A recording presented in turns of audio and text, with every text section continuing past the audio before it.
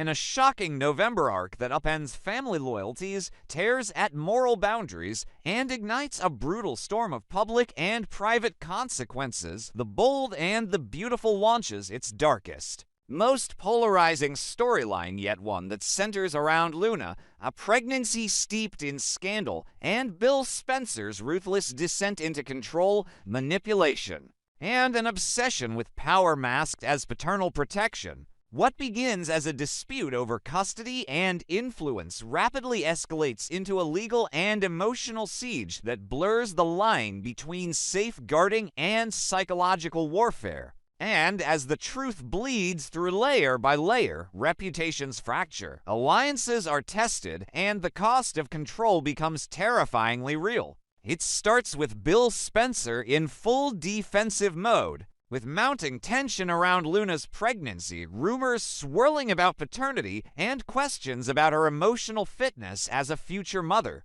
Bill makes a decision. He wants the child raised far from Luna's influence. What begins as subtle legal maneuvering becomes an overt attempt to isolate Luna completely. His argument is calculated and aggressive. He tells lawyers, judges, and anyone who will listen that Luna is emotionally unstable, reckless, and a danger to the unborn child. He paints her as volatile, erratic, and manipulative. He cites moments taken out of context, mood swings, reactive behavior under stress, past relationship choices, and builds a paper-thin case to support a shocking demand that Luna be forcibly separated from society for the safety of the child. What he means is solitary confinement, specifically a highly controlled medical unit within a private detention facility, a legal gray zone between prison and psychiatric holding. Bill leverages his resources, his legal team, and even his media power to make it seem viable.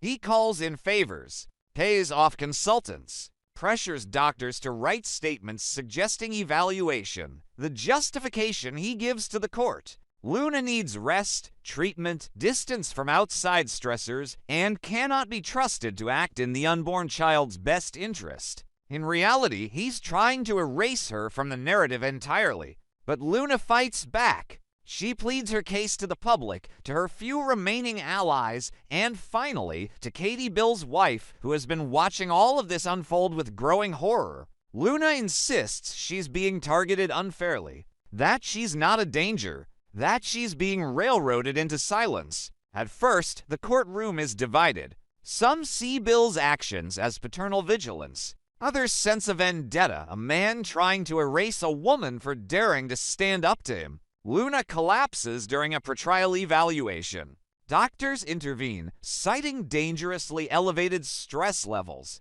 A prison facility physician, bound by ethical code, issues a written warning. Luna's stress is triggering early signs of preterm complications. She needs rest, support, compassion.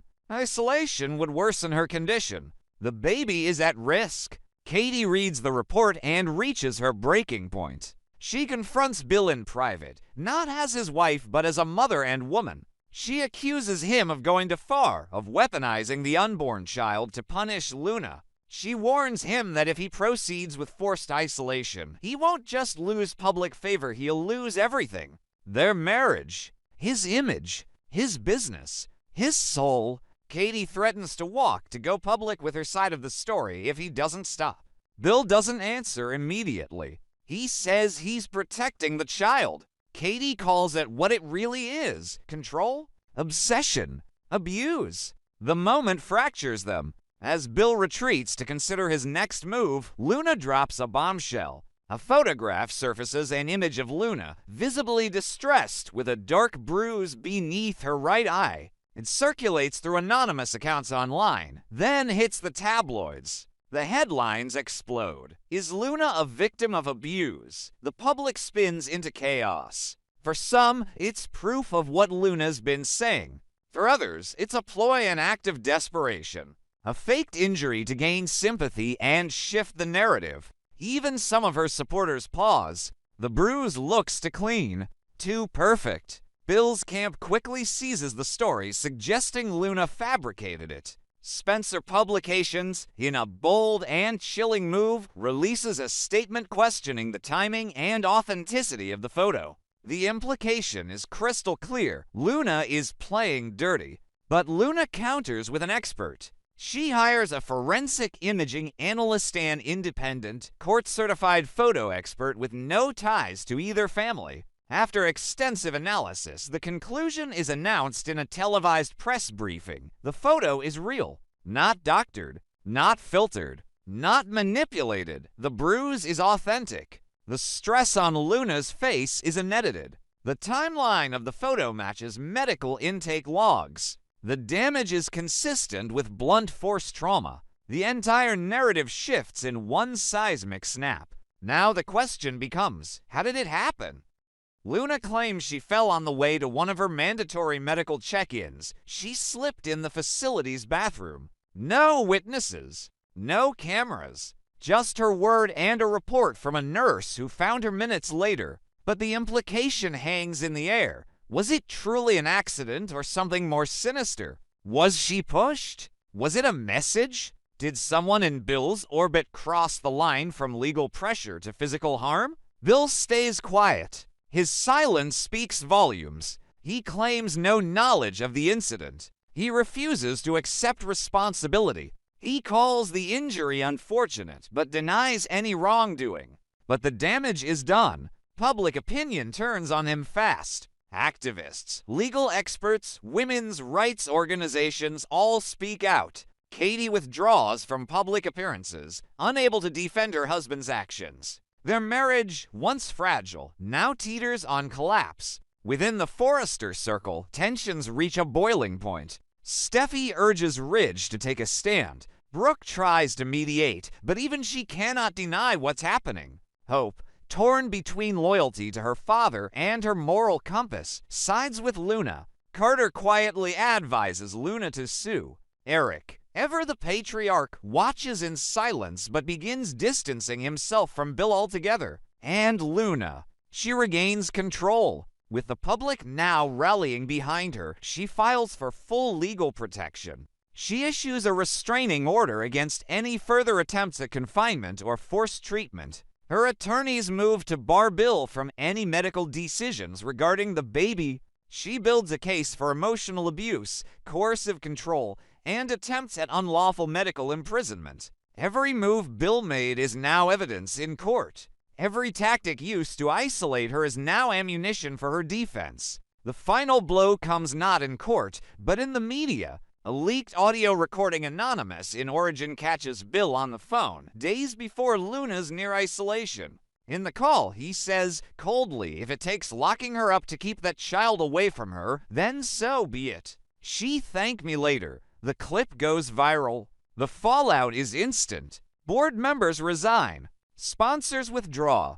Katie leaves. And Bill, once untouchable, is now drowning in the consequences of his own tyranny. Luna survives. She emerges damaged but not defeated. She continues her pregnancy under full medical supervision, surrounded by a legal team, friends, and new allies. She refuses to reveal the identity of the baby's father. She focuses on healing, on protecting her child not from a dangerous world but from dangerous legacy. And in the ashes of Spencer power, Bill stands alone, not as a protector, not as a father, but as a warning that in the bold and the beautiful, control has a cost. And sometimes the most dangerous enemy is the man who believes he's saving you. In The Bold and the Beautiful, November explodes into one of the most morally charged, high-stakes legal dramas the series has ever seen, as the fate of Luna and her unborn child ignites a war not just in the courtroom, but in the hearts of those closest to her. It's a battle waged across headlines, hospital rooms, secret deals, and judicial hearings, and at the center of it all stands Will Spencer, who makes a bold, deeply personal move that forces every major player to confront a brutal truth. Power can't always shield you from accountability. With Luna still reeling from trauma, physically bruised, emotionally battered, and teetering on the edge of collapse, Will petitions the court for a humanitarian exception. His motion is clear. Luna should be allowed to receive prenatal care and medical supervision outside the prison system. He cites medical expert opinions, psychological evaluations, and the visible deterioration of Luna's condition inside the walls where she has been confined. But his motivation runs deeper than legal protocol. Will has seen enough. He no longer wants to be just a spectator in the violent power struggle that has consumed both his family and the life of a woman carrying a child whose paternity has become secondary to political maneuvering and vengeance. But not everyone agrees. Electra, driven by fear, ambition, and a personal obsession with protecting her own position, fires back with fury. She files a countermotion, arguing that Luna's release poses a direct threat, not to the public, but to her child. She claims that Luna's mental state is unstable, that the environment outside incarceration lacks sufficient safeguards, and that granting her freedom, even temporary, risks a misguided attempt to regain control or retaliate against those she believes wronged her. Beneath the surface, Electra's true motive is clear. If Luna is humanized, if her suffering becomes divisible, public sympathy could shift. Electra wants her silenced, contained, minimized. Bill, for his part, doubles down. The patriarch who once moved mountains to protect his image now seeks to bury Luna with evidence that she staged the very attack that shook the media and turned the tide of public opinion. He presents edited security footage, conflicting eyewitness accounts, and even speculative commentary from former prison staff willing to testify that Luna may have exaggerated her injuries. He implies manipulation. He insinuates deception. He paints Luna not as a victim, but as an actress, leveraging bruises and headlines to derail his legal dominance. The judge, aware of mounting media pressure and the conflicting versions presented in court, takes a decisive step. He calls for an independent forensic and psychological evaluation. No Spencer-affiliated consultant. No biased expert. A neutral team of specialists is brought in: trauma experts, prison oversight professionals, prenatal health advocates. Their mandate is simple: assess Luna's current condition, the legitimacy of her injuries, the effect of continued incarceration on her pregnancy, and the truth behind the violence. What they uncover dismantles the narrative Bill and Electra have so carefully constructed. The report is brutal, clinical, unflinching. The bruises on Luna's face, back, and abdomen, consistent with blunt force trauma, not self-inflicted, not accidental, no signs of manipulation or makeup. Further scans reveal elevated cortisol levels, indicating sustained psychological distress. Medical logs showing consistent prenatal monitoring. Several scheduled checkups missed or cut short. The environment, deemed grossly inadequate for high-risk pregnancy. The isolation protocols Luna was subjected to, unjustified. Prolonged confinement without therapeutic support, deemed a violation of recommended prenatal care standards. But the most damning section of the report isn't about medicine. It's about accountability. The evaluators interview inmates. They track down guards. They piece together timelines. And eventually, a guard, anonymous at first, comes forward. Then another. And finally, an inmate known for intimidation tactics admits something chilling. Luna was not attacked at random. The assault was suggested, not ordered outright, but pushed through a whisper chain. A comment passed from one guard to another, then to a prisoner. Keep her in check. Remind her who's boss. Make her crack. It wasn't a contract. It wasn't written. But it was orchestrated. And that chain leads back, not directly, but unmistakably, to someone hired by a third party with connections to Spencer Publications. A publicist. An external PR fixer. Someone tasked with mitigating the Luna fallout. A voice on a recorded call? A single line. Do whatever needs to be done to get the heat off Bill. Just shut her down. The identity of the fixer is leaked within hours. The audio hits social media. Public sentiment detonates. Within a day, headlines flip. Spencer empire tied to prison assault. Luna's bruises were real, and they were political. Whistleblower links Luna beating to Spencer PR machine. Public outrage reaches a boiling point.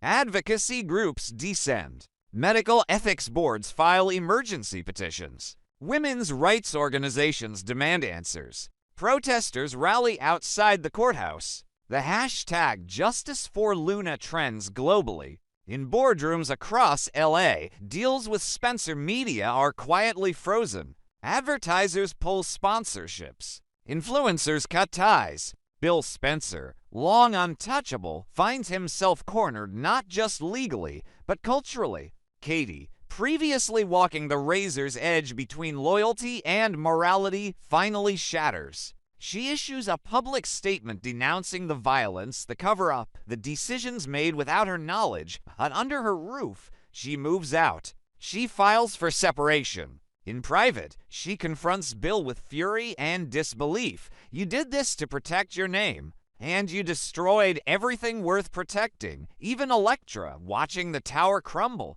begins to unravel. Her public stance weakens. She cancels appearances. Her legal team begins distancing themselves. Whispers emerge that she, too, may have known more about the arrangement than she claimed. Her obsession with control now threatens to make her the villain in a narrative she thought she could script. But Will, the one who started this push for medical decency, stands resolute. He testifies in court, not just about Luna's condition, but about the pressure he felt from his own family to stay silent. He admits he suspected something darker was happening in the prison and that the guilt of inaction forced him to act. His honesty moves the court. The judge, citing the evaluation's findings, the clear medical risks, and the dangerous environment created by political interference, rules in favor of immediate transfer. Luna is released into private medical care under strict monitoring, but away from incarceration. She walks out of the facility, head held high, hand over her stomach, surrounded by supporters and cameras. A symbol not just of resilience, but of what happens when the powerful underestimate the cost of cruelty. The final blow comes days later. A federal investigation is launched into abuse within private detention contracts managed by Spencer-aligned firms. Subpoenas are issued, phones seized, lawsuits filed. Spencer's legal team scrambles. Bill is called to testify, not as a CEO, not as a father, as a potential conspirator. Luna, resting in recovery, watches the storm from a distance. She says little. Her priority is the child she still carries, the safety she fought for, the battle that cost her nearly everything. But in her silence, there is strength, because now the world knows the truth. And the bold and the beautiful has made one thing clear. When power is abused, when control becomes violence, and when the vulnerable are silenced, justice doesn't always come gently. Sometimes it arrives with a bruise, and the whole world watches.